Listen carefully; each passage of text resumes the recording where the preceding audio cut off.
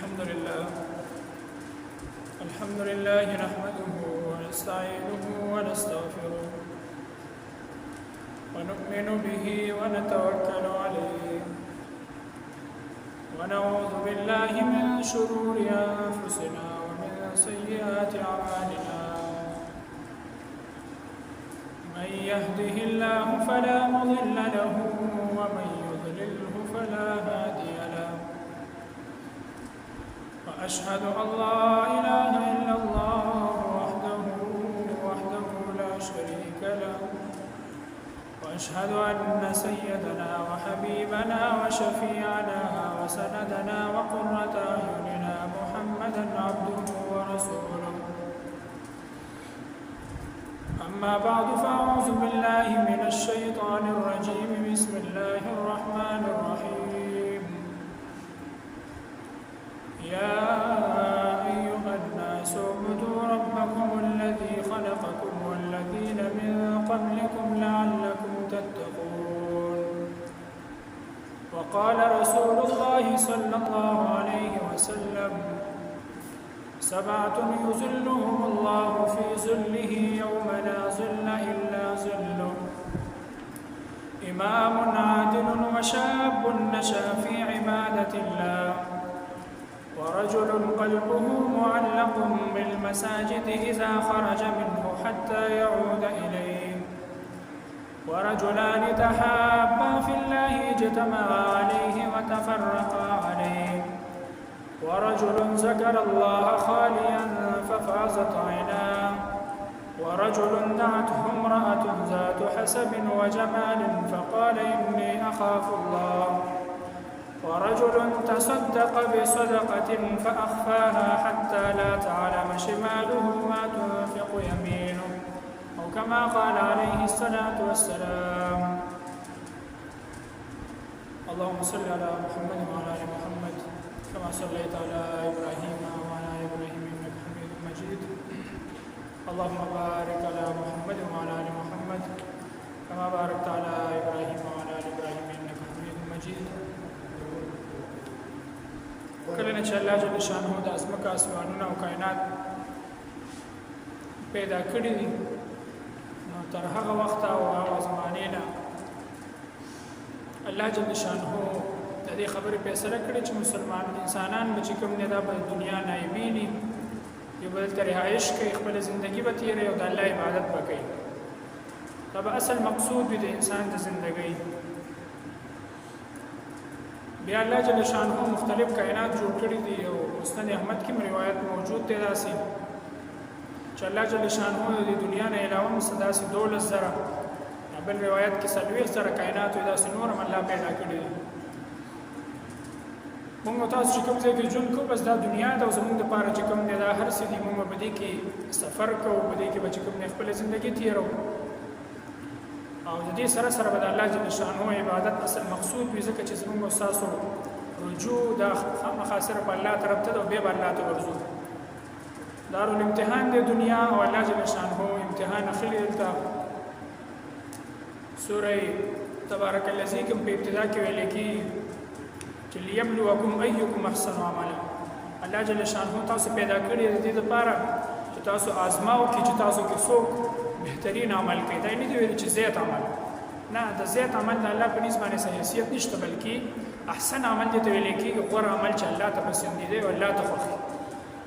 انسان ډیر زیات ځان باندې چې کوم نه منځونه لازم کړي روجي به لازم کړي خدای چاهي کې به د ریا تکبر و غیره نور خبري داغي پنيز د الله په نسبت باندې داغي حیثیت به پاتې نشي الله جل شانه چې کوم نه حدیث کې مرادي چې تاسو لک شان عبادت کوئ خو هغه همیشه کوئ دغه وجه نه د انسان د ژوندۍ مقصد به د الله عبادت دی او تاسو مابل چې دنیا او اسمانونو دغه سنور کائنات هم الله پیدا کړی دی او په دې کې به الله جل شانه به فرمایي چې ثم استوى على العرش الله جل شانه به په عرش باندې مستوي شوی دی څنګه مستوي شوی دی په کوم کیفیت باندې ناس دی په کوم کیفیت باندې دی هغه متعلم نشته ځکه امام مالک رحم الله فرمایي چې استوا علی العرش کوم نه دا مجهوله ده د دې متعلم نشته خو د دې باره کې تپوس کول دا بدعت دی او په دې باندې ایمان لرل دا فرض او واجب دي چې الله جل شانه استوا علی العرش کړی دی دې باره کې به ته تپوس نه کوې چې څنګه دی څنګه نه دی، بس هغه د الله د شان موافق کما یلیق بشانه. دا زموږ جواب دی. خو اوس د عرش څومره دی؟ سوره آیت الکرسی کې الله جل شانه فرمایي چې وسع کرسیه السماوات. په دغه ځای کې بیا علما مختلف اقوال ذکر کړي چې کرسی او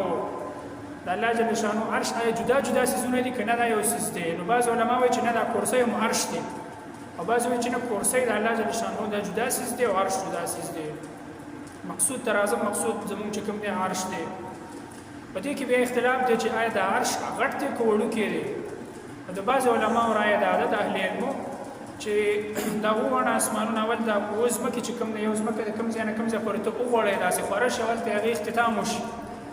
بله ځمکه راولې د هغې شروع کړي او داسې غوړی د هغې پورې هغه هلته ورسې بیا بله داسې وخورې کړي داسې ټوله دا ځمکه،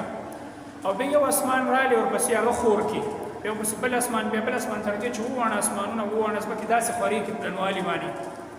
نو دا چې څومره فاصله جوړه شي دا ډېر انتها د دې نشته دی، بلکې د انسان عقل هم چې کوم دی نه لکه چې موږ په دنیا کې صرف نشو ګرځېدلی، ډېره زیاته کافي ده. نن سبا جیزونه هم راووتل خو هغې کې څوک اخري سر ته نشي رسېدی، خو ډېر علاقې ځکه چې دا درې سیخ اوبه دي الله جل شانه خو دا لږ حصه کې چې کوم دی خلک آباد دي. نو بیا چې سره د اسمانونه هم یو ځای کې نو دا ډېره غټه علاقه جوړېږي. نو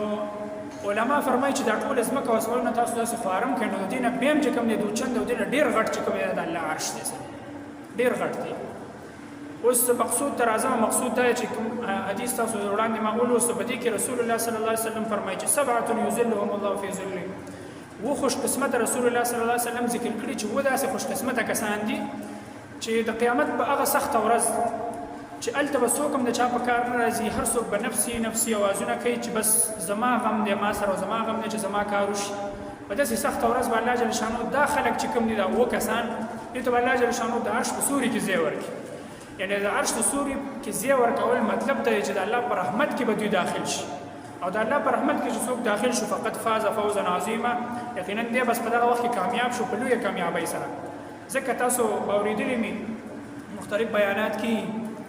او حدیثو کې ډېره تذکره راغلې کله چې قیامت قایم شي نو سخته او هیبتناکه ورځ را روانه ده، ډېره سخته ورځ ده. تر دې چې قرآن کې الله جل شانه فرمایي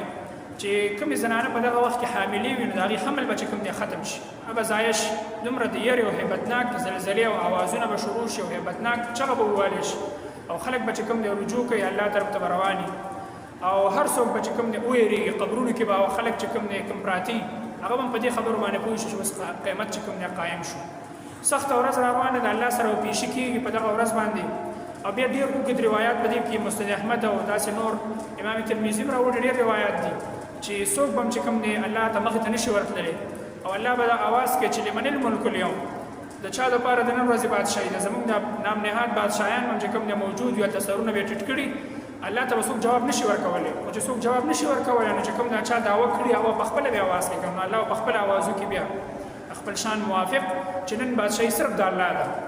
او الله چې کومه فیصله نن کوي په دې ورځ باندې دا به د انصاف فیصله وي. چا سره به چې کوم دی په دې کې ظلم زیاتې نه کېږي، دلته د ظلم نه مراد دی چې چا سره به کمې او زیاتې نه کېږي. چا چې څومره نیک اعمال کړي دی به پوره بدلې ته میلاوي، چا سره به دې کې کمې نه کېږي، او چا چې کوم دی بد اعمال کړي دي نو د ظلم نه مراد دلته دا چې دوی سره به زیاتې نه کېږي. دا به نه چې د یو ګناه کړی ده نو الله ولا په عملنامه کې چې کوم دی 15 ګناهونه نور اچولي دي، نه. قرآن کې الله جل شانه په خپله فرمایي چې انسان مؤمن بنده چې کوم دی یو نیک عمل وکړي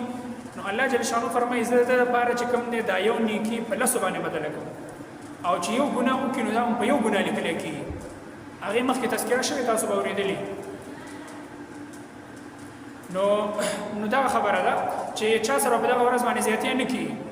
نو الله به دغه ورځ باندې اواز وکړي. اوس دغه سخته ورځ د حدیث کې راځي چې دا ټول خلک به د قبرونو چې کوم دی بربند،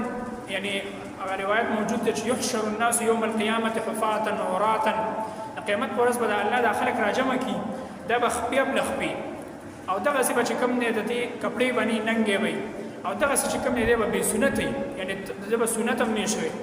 دا ځکه قرآن کې الله بل ځای کې فرمایي چې کما بدأکم تعودون، څنګه چې ستاسو ابتدا شوې ده الله به دقسې تاسو واپس کړي. څنګه چې انسان پیدا کېږي نو ته چپل نه نه کپړې یعنی بربند پیدا شو د چپل نه دی به سنت می به وروسته چې کوم دا کارونه وشي دقسې به قیامت پر ورځ اگر چې صرف د بدن بغټي او نور چې کوم دقسې به الله ته واپس کړي. هلته چې کله واپسې وشو نو په دغه حالت کې به نو دا خبره چې کله عایشې رضی الله تعالی عنها واورېده نو هغې تپوس کو په تعجب سره چې یا رسول الله صلی الله علیه وسلم دا خلک به ولې یو بل ته ګوري نه په هغه ورځ باندې دا خو چې بربنډ یو یو بل ته به ګوري نو دا خو د حیا خلاف کار دی. رسول الله صلی الله علیه وسلم وفرمایل چې یا عایشې په دنیا کې چې کوم نه په انسان باندې صرف د سر درد راشي او وړوکي نه وړوکي تکلیف پرې راشي د ده نه هر څه هېر شي، دنیا ته هېر شي، خوراک ته هېر شي، نور اسباب ته هېر شي، نو ته بیا بچي یادې نو ته بس د ځان غم یې سره چې زه ټیک شم او بس کټ ته ځان پرې باسي چې بس سم لمه خوب وکړم آرام وکړم چې ټیک شم.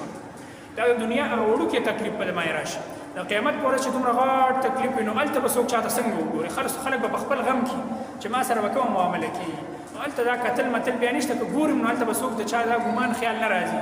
دغه چې کوم دی د رسول الله صلی الله علیه وسلم جواب و نو دا به چې کوم دی سي دا به د قیامت په ورځ یعنې دا به ډېره هیبتناکه ورځ وي.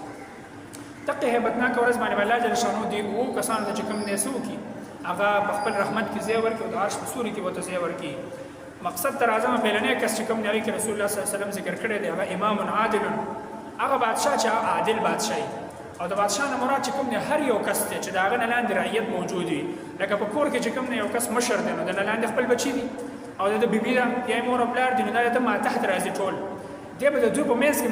د انصاف او د عدل سره چې کوم دی پیش راځي. خصوصا په دې حدیث کې چې تذکره شوې ده د مشرانو شوې ده کله چې الله جل شانه